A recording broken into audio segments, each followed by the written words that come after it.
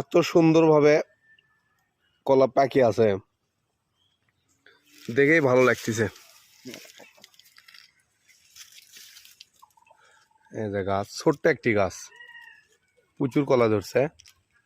পুকুর পাড়ে কলা গাছ, মাছ ধরতে আসি দেখি কলা পেকে আছে, তাই আগে কলাটা পাকা কলা খাচ্ছি।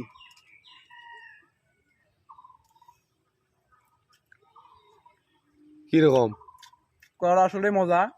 মাছ ধরতে আসি দেখি পুকুর পাড়ে কলা গাছে কলা পেকে আছে, তাই কলা কাটতে চলে আসলাম। ফরমালিন মুক্ত কলা।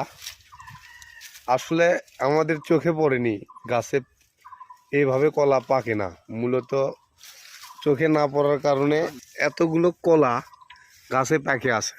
আপনারা যারা ফরমালিন মুক্ত খাবার খেতে চান তারা নিজেরাই নিজেদের বাড়ির আশেপাশে পুকুর পাড়ে, বাড়ির ছাদে এরকম ফলমূলের চাষ করতে পারেন।